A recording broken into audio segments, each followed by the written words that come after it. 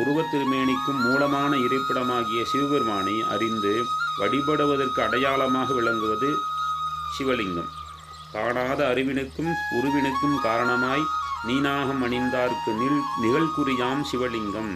நானாது தேடிய மால் நான்முகனும் காணநடு சேனாரும் தழப்பிடம்பாய் தோன்றியது. இறைவனுக்கு தடத்தம் சொரூபம் என்ற இரு நிலைகள் உண்டு. சொரூபம் என்பது தன்னியல்பு. இந்த சொரூப நிலை, தடத்த நிலை, இரண்டு நிலை. அதில் சொரூப நிலை என்பது தன்னியல்பு. அந்த சொரூபம் என்பது மனிதர்களாகிய நம்முடைய கற்பனைக்கும் அறிவுக்கும் எட்டாத நிலையில் இருக்கக்கூடிய ஒரு நிலைதான் இறைவனுடைய நிலை, சொரூப நிலை.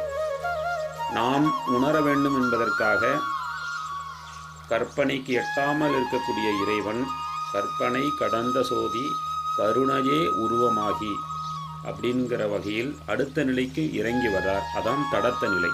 அந்த தடத்த நிலையில்தான் அருவம், அருவுருவம், உருவம் என 3 வடிவங்களாக வரும். குணம் குறி கடந்த பேரொளியாகி இறைவனை ஒரு குறியின் கண் வைத்து வழிபடும் பொருட்டு திகழ்வது சிவலிங்கம். இது இறைவனது அருவுருவத் திருமேனி, சதாசிவ திருமேனி எனவும் கூறப்பெறும். ஒன்றும் புலப்படாத அறிவனின்றும் புலப்படும் ஓர் அண்ட வடிவமான பிழம்புருவானது பற்றி உருவமும் கை கால் முதலிய உறுப்புகள் எவையும் புலப்படாமை பற்றிய அருவமும் ஒன்றாக காணப்படுதலால் இச்சிவலிங்கம் அருவுருவத் திருமேனி எனப்படுகிறது. உலகங்களுக்கு கருணை செய்வதற்காகவே லிங்க வடிவில் மகேஸ்வரர் விளங்கினார். சர்வலிங்க மயி பூமி சர்வம் லிங்கமயம் ஜெகத். சர்வம் லிங்கமயம் தீர்த்தம் சர்வம் லிங்கே பிரதிஷ்டிதம். பூமியெல்லாம் லிங்க வடிவம், அகில உலகமும் லிங்க வடிவம், புண்ணிய தீர்த்தங்கள் யாவும் லிங்க வடிவம். இது திருமாலும் நான்முகனும் காணும்படி அருளாலே அவரிடை விண்ணிற்கும் பாதாளத்திற்கும் அனல்பிடம்பாய் தோன்றியதே சிவலிங்கமாகும். நான்முகனும் திருமாலும் தாம் பெரியவர் என வாதிட்டு முடிவு தெரிய சிவபெருமானை அடைந்தனர். அப்போது அவர்களது அகந்தையை அடக்கி நல்லறிவு தோற்றுவிக்க சிவபிரான் மண்ணிலிருந்து விண்ணளவும் அனல் வடிவாய் நின்று நான்முகனை தம் முடியை கண்டு வருமாறும் திருமாலை தன் அடியை கண்டு வருமாறும் பணித்தார்.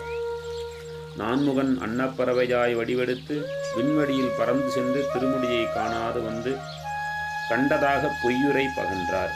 திருமால் பன்றி வடிவாகி மண்ணை கிளறிச் சென்று திருவடிகளை காணாமல் நின்றார். இவ்வாறு இவ்விருவரும் முடியையும் அடியையும் காணாது நிற்க அனல் வடிவாய் சிவபெருமான் நிலையே லிங்கோத்பவ மூர்த்தி வடிவமாகும்.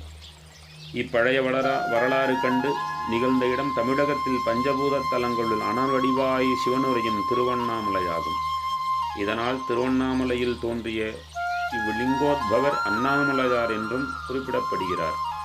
இவ்லிங்கோத்பவ வடிவம் அனைத்து சிவாலயங்களிலும் கிழக்கு நோக்கி கருவறையினில் மேல்பக்கம் கிழக்கு நோக்கியும் கருவறையில் கோட்டத்திலும் இருக்கும். நமசிவாய.